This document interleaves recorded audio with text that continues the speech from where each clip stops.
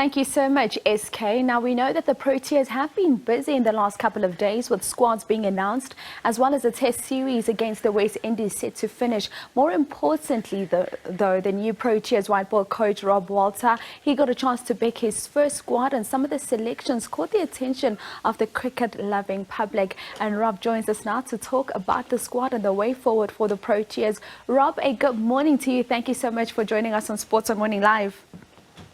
Morning, Lucia. Rob, let's talk about your squad selection. I mean, it's a very interesting squad that you've named, and I want us to start with the captaincy. We know that you've now put Aiden Markram as the captain of this T20 side. Let's talk about perhaps were there any other players you considered for this captaincy role, and what is it specifically that you were looking for when you decided to appoint him? I think Aiden was a pretty clear favourite for the job, given his leadership, that he's displayed for a long period of time now, but more recently in the T20. So, and helping the Sunrisers to a victory there. So, for me, as a younger guy in the system, but someone who's been around for a while and been a leader throughout his career, really, it seemed like a logical step for the team. And perhaps then we can just move into the omission of the Ntemba Bavuma in the squad. Was that based on his performance in the World Cup? Because we didn't see really much of him in the SA20 competition. Yeah, it was definitely a performance-based decision. And so, our job now, myself and Ntemba, is to work really hard to get him back into the team. Indeed.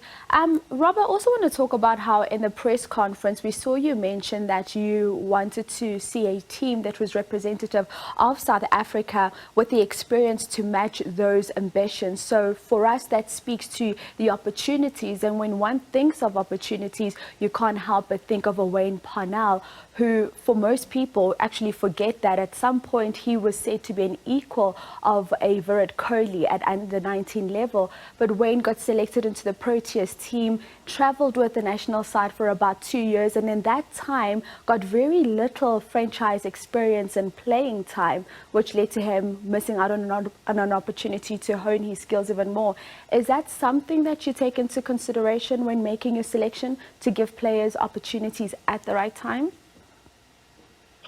Yeah, I mean, it's the ideal is always to pick guys when they're in form, to give them the best chance of success, and we've done that with the initial squad for the 50-over side for the first 2 games. It can be tough to always get that right, given the stationing of games along the way.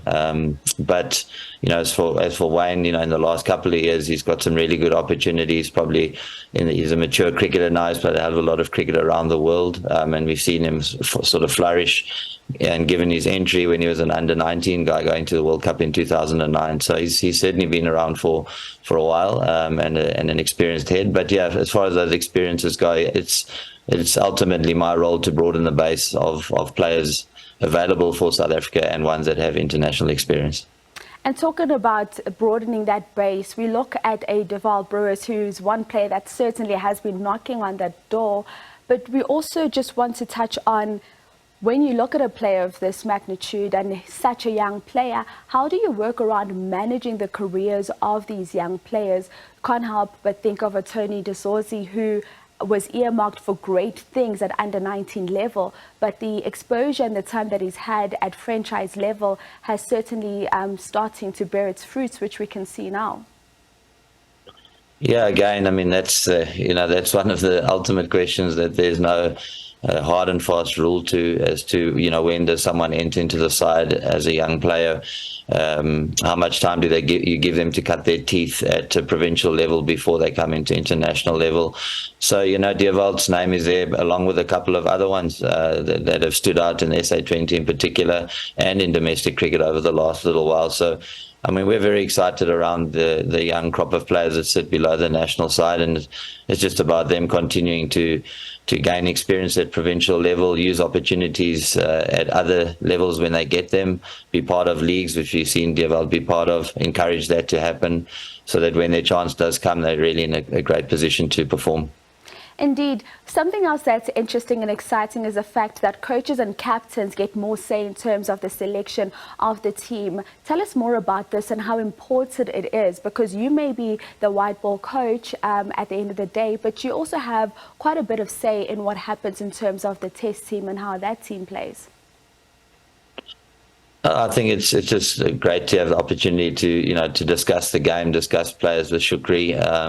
I really enjoy his lens on the game, and we share a very similar vision for South African cricket. So to be able to discuss that with him, he's obviously got a broader knowledge of domestic players right now than I do. So I trust him and the way he sees things and his view of players. But ultimately, if you've given the largest stake in the say of what the team makeup looks like, it's ultimately your responsibility as the head coach, to deliver results for the team. And we know that batting has been somewhat of an issue, something that we're hoping JP Duminier and Neil McKenzie will be able to assist with. Yeah, those are two great human beings who, really have the best interests of those players at heart and work tirelessly. Neil does, and JP will no doubt do the same to help guys, maximize their potential. And that's all we had to do, is to create the best environment for our players to excel in and deliver great performances for their country. So, as I said, two wonderful human beings who are going to work, who are and will work really hard for the team. Rob, thank you so much for your time this morning and chatting to us, and good luck. Cheers, Lucia. Thank you. That is, of course, Rob Walter. He is the coach of South Africa's T20 side.